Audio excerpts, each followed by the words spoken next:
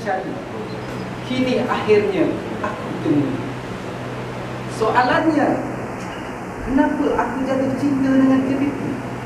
Jawapannya, tunggu sebentar. Yang saya hormati Presiden KPP, Warisan Budi, Jurulatih, serta hadirin dan hadirat yang saya hormati sekalian. Assalamualaikum warahmatullahi ta'ala wabarakatuh. Pertama kalinya, marilah kita sama-sama memanjatkan kesyukuran kepada Allah Subhanahu Wa Taala kerana dengan izinnya hari ini kita bersama-sama di sini. Seiringan dengan itu, jangan kita lupa bersalawat atas junjungan Nabi Muhammad sallallahu alaihi wasallam. Saudara-saudara yang saya hormati sekalian, 2 tahun dahulu saya pergi ke sebuah masjid di dalam bandar Kuala Terengganu. Setibanya saya di hadapan masjid, dan saya ternampak sesuatu yang menarik, iaitu risalah. Saya hampiri risalah tersebut dan saya ambil. Saya lihat di atas risalah itu ada gambar seseorang yang sedang memakai songkok hitam, dan tertulis di situ, kelak pidato perdana, hilangkan rasa gemuruh anda. Saudara-saudara yang saya hormati sekalian, itulah detik-detik pertama saya mengenali kelak pidato perdana atau nama pendeknya KPP. Saya terus mendaftarkan diri dan hadir ke kelas mengikut jadual yang diberikan. Pertama kalinya niat di hati adalah bertujuan untuk belajar, tapi lama-kelamaan saya telah jatuh cinta dengan KPP. Soalannya, kenapa saya jatuh cinta? Boleh saudara jawab? Ya, benar. Pandai. Jawapannya adalah kerana di dalam KPP itu ada kecantikan. Kecantikan yang saya maksudkan di sini adalah keunikan yang tidak ada di pusat-pusat latihan yang lain. Ya, keunikan yang saya ingin ceritakan kepada saudara ini adalah keunikan yang menyebabkan saya jatuh cinta. Keunikan tersebut adalah yang pertama, di dalam KPP itu terdapat sesuatu yang boleh mengubah watak seseorang itu. Watak saya telah diubah, dan saya yakin bahawa watak saudara-saudara yang berada di hadapan saya ini juga telah diubah. Buktinya, dahulu permulaan kelas, apabila kita dipanggil untuk ke hadapan, kita gemetar. Tetapi atas sebab kita ingin belajar, kita paksa diri kita ke hadapan. Tetapi ketika itu, tubuh kita kaku. Kita hanya mampu berkata-kata antara 3 ke 4 minit. Dan jurulatih kata, pergilah awak ke belakang dahulu, kita belajar lagi. Saudara, tetapi sekarang apabila dipanggil sahaja ke hadapan, kita terus ke hadapan dengan keadaan yang begitu bersemangat dan bersahaja. Kita mulakan perkataan kita dengan begitu bersemangat dan menggoyang-goyangkan tangan kita mengikut irama percakapan kita. Seterusnya, kita menjeleng semua ke arah penonton-penonton yang ada di dalam dewan. Sebolehnya kita ingin bercakap lebih daripada 8 minit, tetapi jurulatih kata, cukuplah saudara.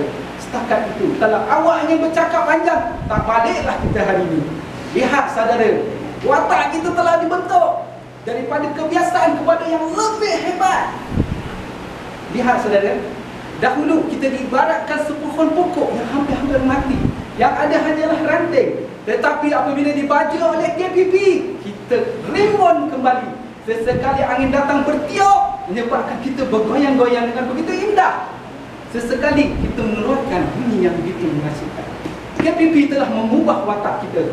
Beruntungnya kita bersama KPP. Saudara-saudara yang saya hormati sekalian, keunikan yang kedua yang menyebabkan saya rasa jatuh cinta bersama KPP adalah disebabkan oleh sistem rumus 8+8.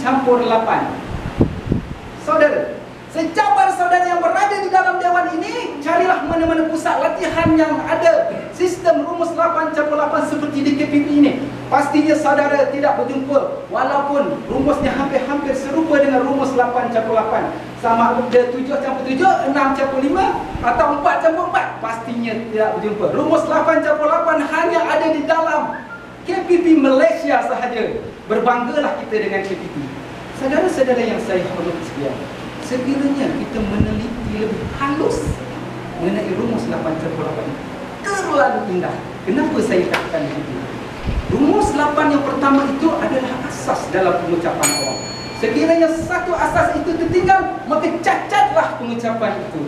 Sebagai contoh, seseorang itu gagal untuk membuang penokat kata. Apa yang berlaku? Pastinya pengucapannya akan menjadi cacat. Orang yang mendengar akan berkata, orang ini nampaknya tidak faham apa yang ingin dia katakan. Dan setengah orang pula berkata, dia ni tengah berfikir. Lihat saudara, perkara ini berlaku. Nampak kecacatan.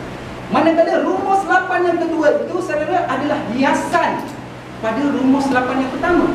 Diibaratkan sebuah rumah didirikan dengan asas-asas pentingnya seperti dinding, lantai, bumbung, tandas, sistem elektrik, air. Cukup asasnya.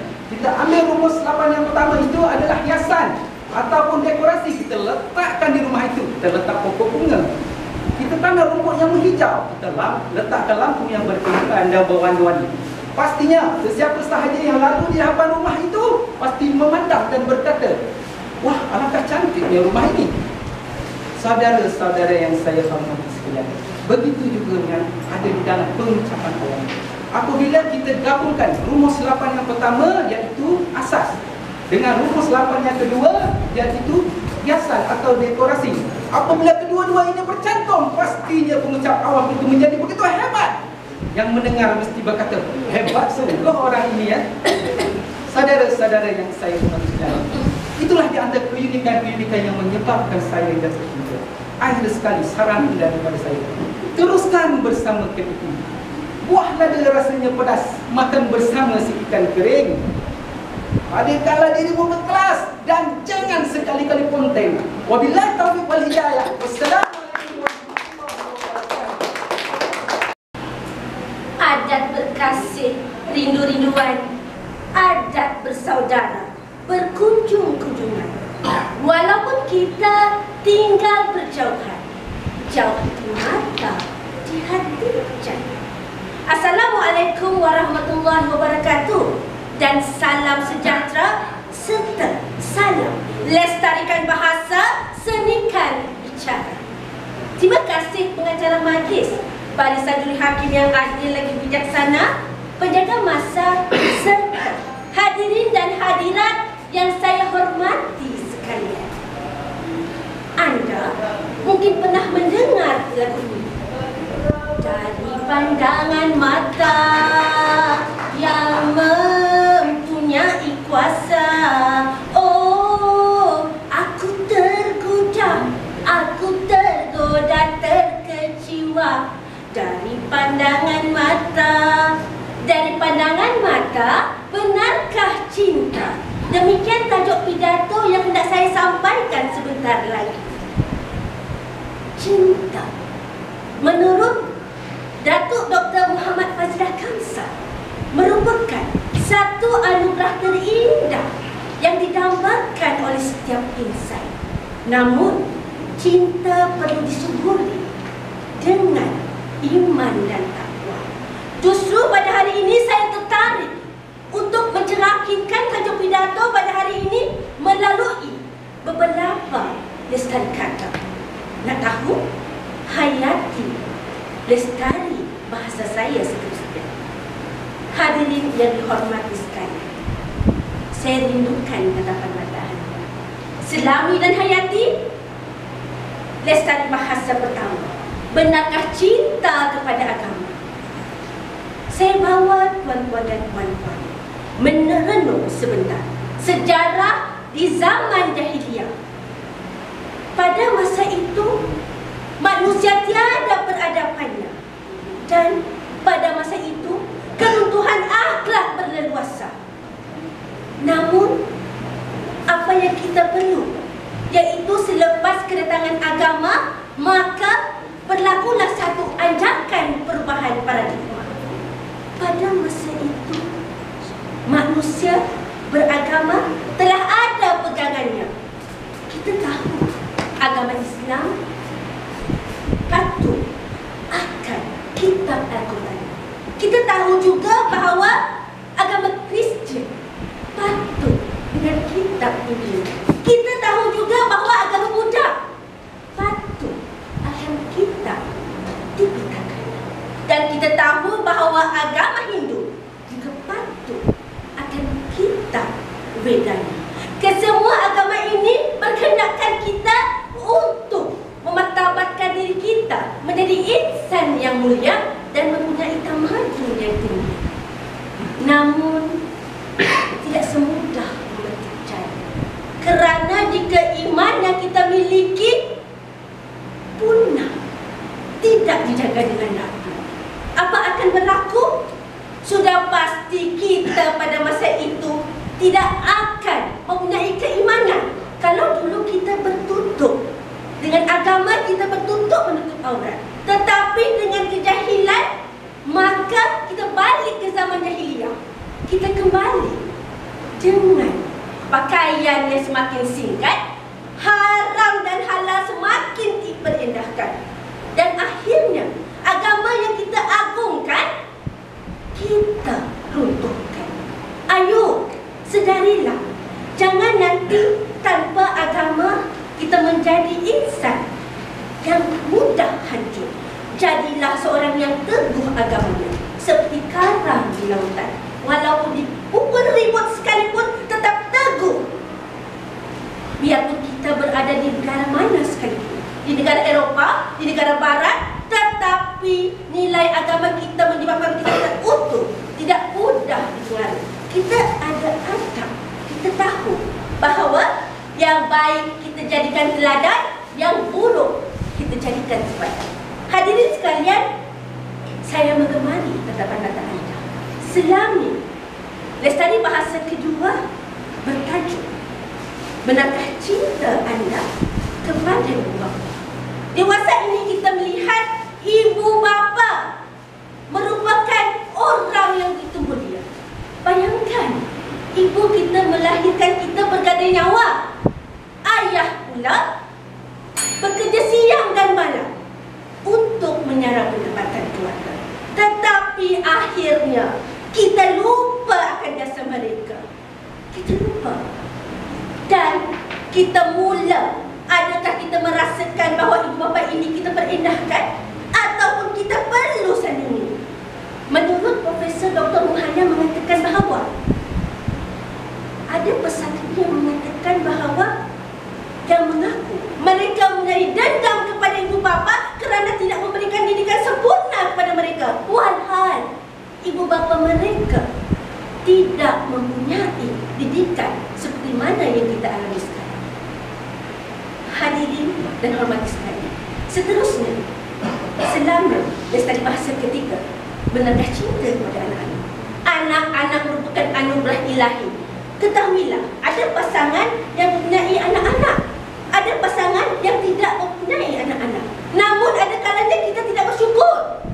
Anak-anak dipersia-siakan. Anak-anak entah ke mana. Malah ada yang sedih, anak-anak turut diperkosa. Di mana nilai kemanusiaan? Saya menghendaki pada hari ini agar kita sama-sama menyadari betapa anak-anak ini perlu kita sayangi. Menurut Dr. H.M. Buah mengatakan, ketika anak-anak ini berdekatan, kita peluk, kita cium, katakan, aku sayang padamu. Tetapi ketika berjauhan, kita sebagai ibu bapa kirimkan doa dan hubungi mereka. Jangan lepaskan begitu saja. Seterusnya, kalau kita mengetahui bahawa mengikut laporan Polis Diraja Malaysia, sebanyak 726 kes yang melibatkan penderaan kanak-kanak ini kerana akibat ibu bapa menghadapi masalah kewangan dan masalah dalam hati. Sedarilah, jangan nanti kita menyesal kerana anak itu telah tiada. Hadirin yang dihormati sekalian, konklusinya di sini. Jika benar ada cinta, ada di hati anda, maka pupuklah nilai cinta itu. Bertemulah dengan ibu bapa anda, maafkan saya, tunjukkan anda seorang anak yang berjaya. Dan kepada anak itu juga tidak dilupakan kepada sekeliling kita, jiran-jiran dan masyarakat, dan katakan kepada mereka betapa aku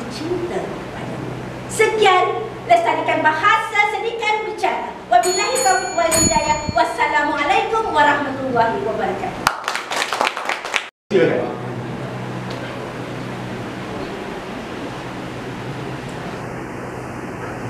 Assalamualaikum warahmatullahi wabarakatuh. Nama saya Muhammad Nasir bin Rahman dari KPP T3.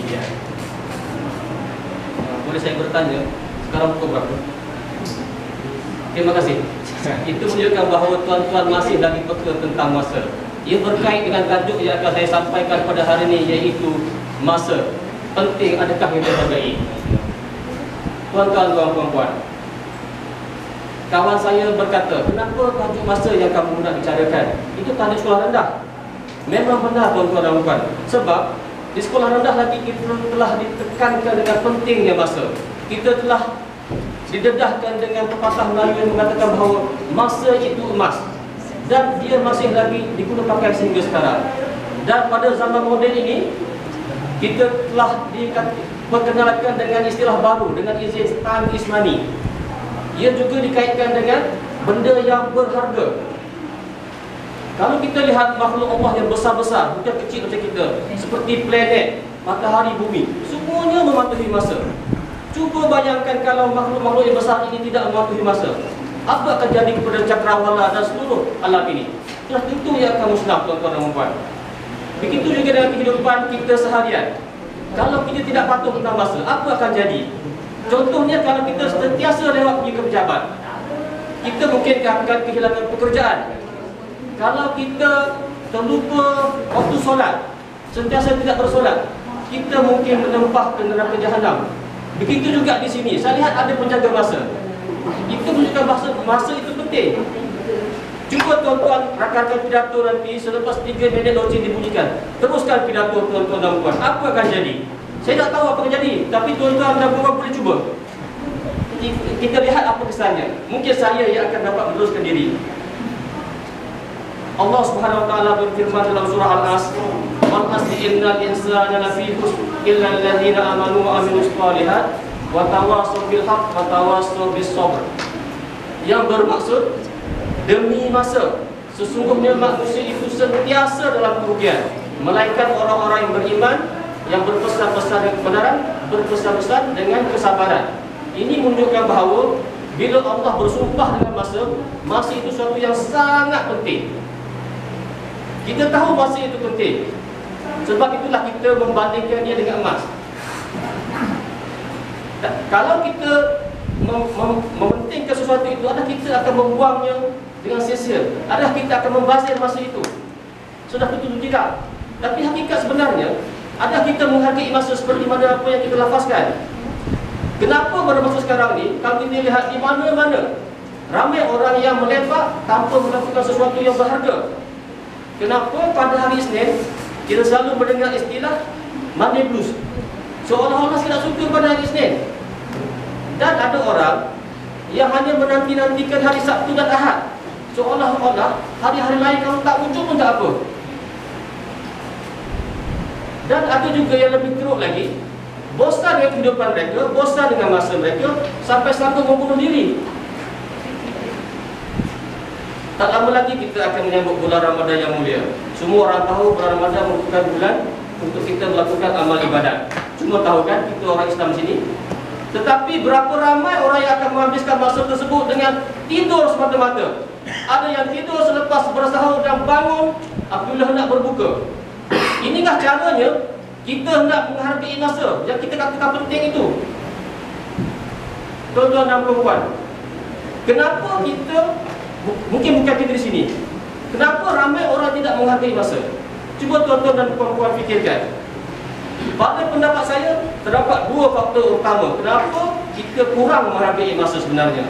Yang pertama, kerana masa yang diberikan Allah itu adalah secara percuma. Setiap bulan kita membuat peruntukan kewangan untuk membayar bil air, bil api, sewa rumah, pinjaman kereta. Tapi ada tak kita di sini yang membayar 1,000 atau 2,000 kepada Allah Subhanahu Wa Taala terhadap masa yang kita gunakan? Tidak ada. Saya yakin memang tidak ada.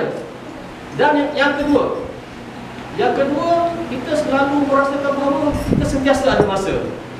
Seolah-olah masa itu di bawah kendali kita dan milik hak kita. Contohnya, kalau Cik Sally menjemput ke kelas pidato, Akan ada orang yang menjawab, saya tak dapat hadir pada malam ini, tapi saya akan hadir pada minggu hadapan atau minggu seterusnya. Ini menunjukkan bahawa kita yakin masa itu kita yang punya. Kita sentiasa menanti hari esok, kerana kita yakin esok masih ada. Tapi kita sebenarnya tak tahu esok itu untuk siapa.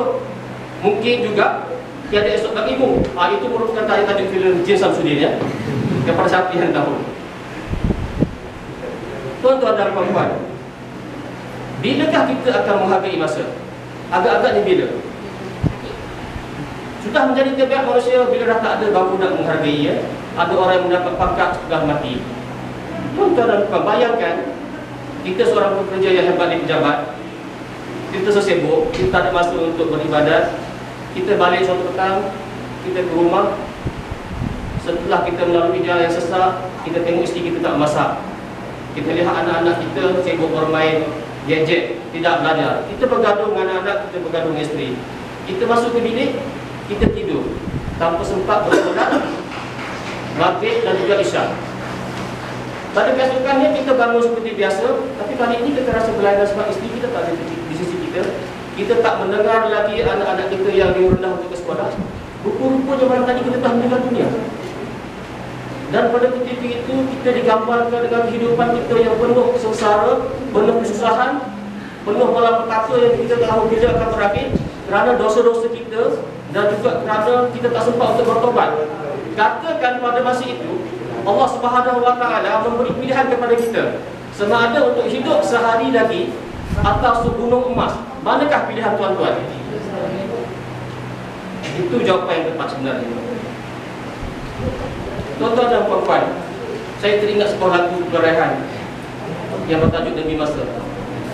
Demi masa, sesungguhnya manusia kerugian, melainkan yang beriman dan yang beramal soleh. Oleh itu tuan-tuan dan puan-puan, saya menyeru kepada diri saya dan juga tuan-tuan dan puan-puan, emas yang hilang boleh kita beli, tapi masa yang berlalu tidak akan kembali. Assalamualaikum warahmatullahi wabarakatuh.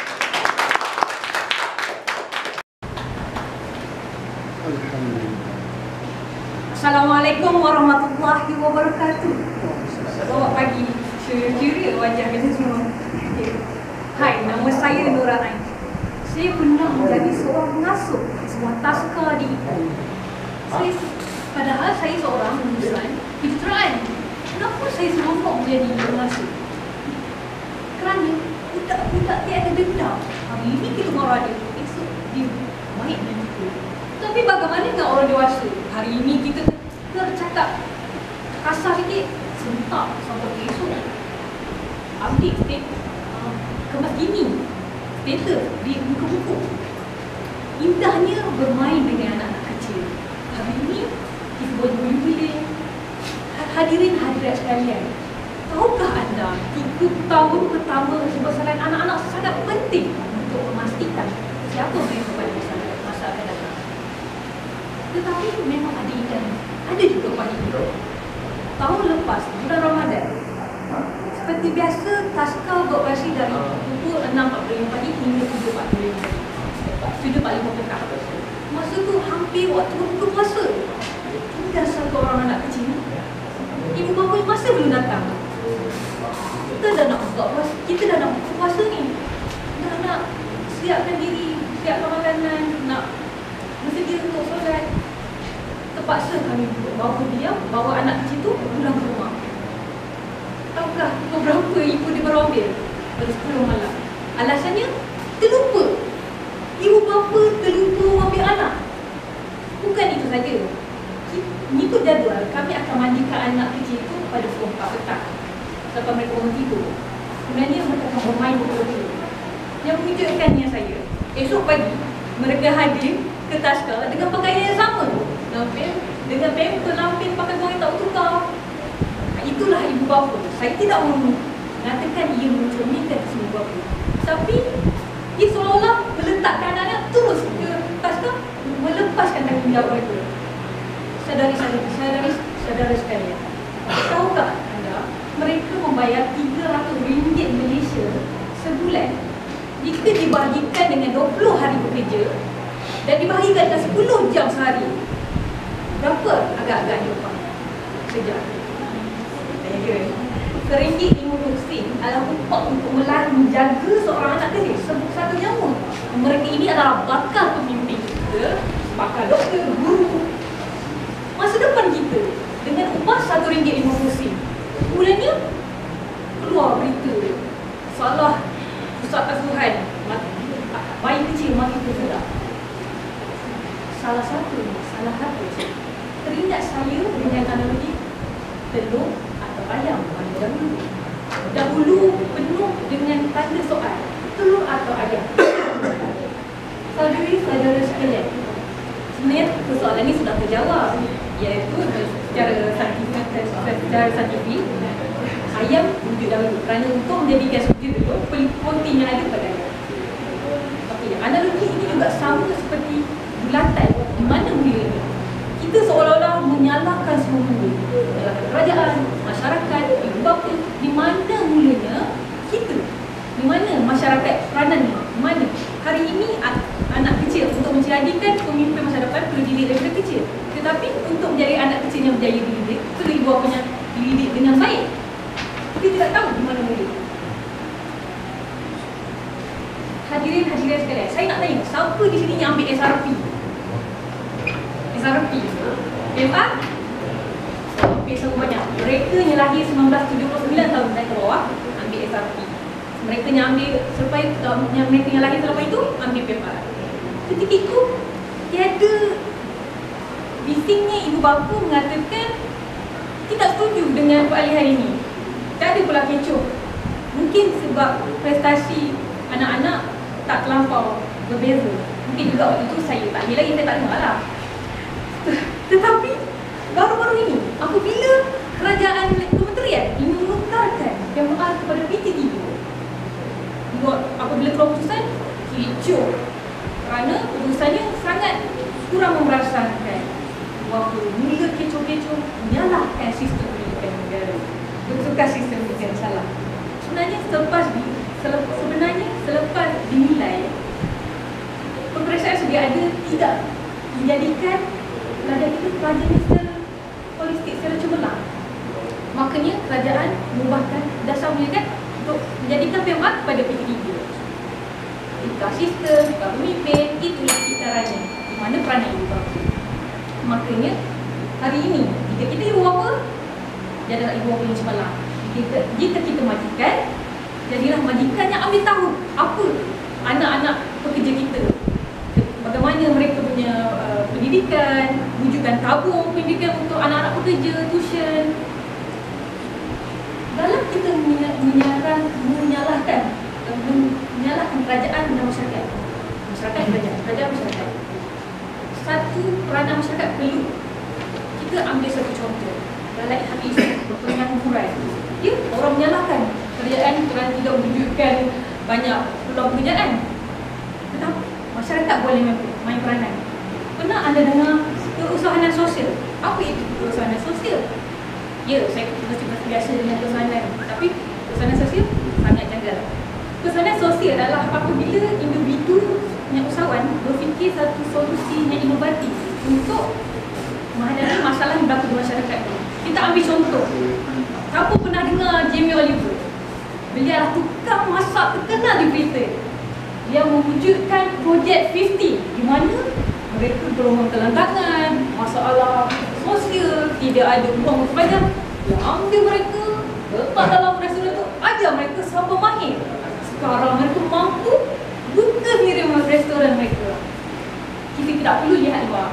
Di sini juga ramai usahawan yang berjaya telah melahirkan anak didik seperti mereka. Contohnya Datuk Vida. Dia ambil mereka-mereka yang betul-betul ada minat tetapi tidak tahu jalan, mungkin tiada keyakinan. Lihat banyak usahawan sekarang. Kerajaan Malaysia juga mengambil usaha dengan wujudkan program-program seperti Magic, iaitu satu bantuan untuk memastikan usahawan biasa dipimpin hingga cemerlang. Tidak kira lah kerana siapa tu, kita yang kena haruslah bermula daripada kita. kena tahu jika kita ibu bapa, peranan kita supaya ini. Jika kita masyarakat jiran tetangga tahu akan keliling kita. Mulakan hari ini, mulakan ketika ini, jadilah ejen perubahan. Assalamualaikum warahmatullahi wabarakatuh. Menjadi anak derhaka hanya kerana ibunya seorang yang dhaif dan miskin. Assalamualaikum warahmatullahi wabarakatuh. Yang saya hormati Tuan Pengerusi Majlis, barisan penahakim yang arif lagi bijaksana yang sedang menjunjung mahkota keadilannya, penjaga masa yang setia dengan detik jamnya, para peserta yang saya kagumi dan hadirin yang saya hormati. Ketika saya berusia 5 tahun, saya diceritakan oleh ibu kisah si tanggang. Setiap kali ibu cerita kisah si tanggang, ibu akan cakap, "Kamu dekillah, ibu sumpah kamu jadi anak derhaka." Saya takut. Nak buat salah sikit je saya takut jadi batu. Nampak batu saya kata, "Setanggang, setanggang, setanggang." Apabila saya berusia 15 tahun, saya ke sekolah menengah. Dan ketika itu usia saya di atas tingkatan 3. Saya berada di kelas yang agak teruk sedikit. Banyak orang yang degil. Dan cikgu terpaksa guna, "Kamu degil lah, cikgu sumpah kamu jadi batu." Bayangkan, kata sumpah jadi batu bukan digunakan oleh ibu, bahkan digunakan oleh pendidik. Dan pada waktu sekarang umur saya 31 tahun. Saya pula kata pada anak saya, lelaki 2 orang, "Kamu degil lah, Umi tukar kamu jadi batu." Anak saya tak takut. Tak macam saya dulu takut. Kenapa Umi tak tukar Adam jadi kapal terbang ke, jadi kereta mainan ke, berguna juga, boleh jual. Tengok perubahan zaman. Ketika saya masih kecil, saya takut dengan cerita si tanggang. Tetapi bila di zaman sekarang, anak-anak tidak lagi takut dengan cerita si tanggang. Tuan-tuan dan puan-puan, tingkah laku kita pada hari ini banyak mendorong kita menjadi anak derhaka tanpa kita sedari. Terdapat 3 faktor yang saya rumuskan yang boleh dirungkaikan. Faktor yang pertama adalah pengabaian ibu bapa. Saya nak tanyalah, siapa kat sini terdetik di hati nak abaikan mak dia? Tak ada soalan lah. Saya soalan je. Tuan-tuan dan puan-puan, pernah ingat tak cerita sahabat Nabi Al-Qamah yang mana dia derhaka kepada ibu bapanya hanya kerana dia menebihkan isterinya berbanding ibunya. Dan akhirnya apabila sahabatul maut ingin menjemputnya, dia tak boleh pergi dengan tenang kecuali dengan satu keampunan daripada si ibu. Pengabaian ibu bapa bukan meletakkan ibu bapa ini di rumah orang tua, dicampakkan di tepi jalan. Pengabaian ibu bapa yang saya maksudkan adalah pengabaian masa kasih sayang. Bayangkan tuan-tuan, pada saat ini kita sibuk sehingga mak telefon, "Hang kat mana?" "Cek sibuk mak." Dulu hati seorang ibu kena dengar, kita sibuk kerana dunia. Tuan-tuan dan puan-puan, faktor yang kedua adalah nafkah ibu bapa. Mengikut Jabatan Agama Islam Selangor, nafkah ibu bapa diukur daripada keperluan ibu bapa itu sendiri. Seandainya ubat-ubatan yang diperlukan, ubat-ubatanlah yang kita perlukan. Dan seandainya tempat tinggal yang diperlukan, tempat tinggallah yang kita harus nafkahi. Tuan-tuan dan puan-puan, saya nak tanya, berapa orang kat sini yang sentiasa nafkahkan ibu bapa dia? Tidak ramai. Mungkin di antaranya mungkin ibu bapa yang telah pergi ke Allah. Dan untuk pengetahuan tuan-tuan, ada di antara kita yang miskin, fakir.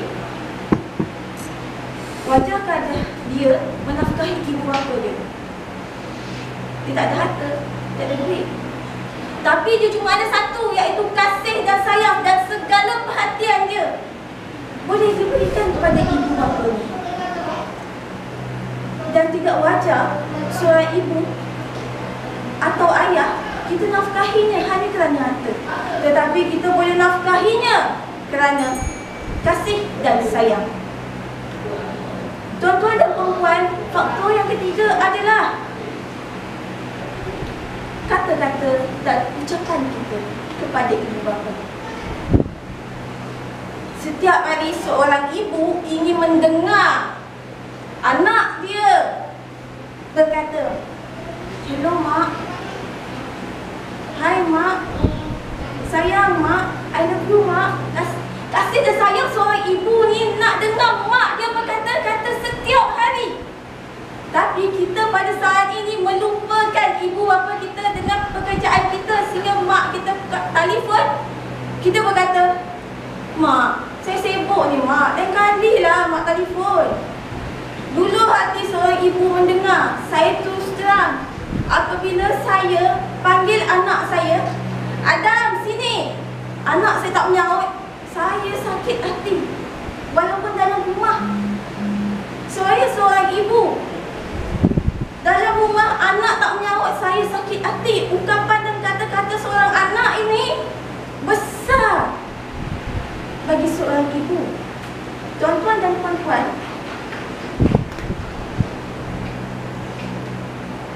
saya ingin beritahu tuan-tuan, seorang ibu yang melahirkan seorang anak, umpama 20 tulang yang dipatahkan serentak, wajar ke kita berkata kepada ibu bapa? Hadirin yang saya hormati, jika 3 faktor yang saya uraikan, yang pertama adalah pengabaian ibu bapa, yang kedua adalah nafkah ibu bapa, dan yang ketiga adalah ungkapan dan kata-kata ibu bapa. Soalan dia, wajarkah kita menjadi anak derhaka sedangkan ibu bapa kita mengasihi kita melebihi dari apa yang kita tahu? Saya sudahi dengan wabillahi taufiq wal hidayah. Assalamualaikum warahmatullahi wabarakatuh.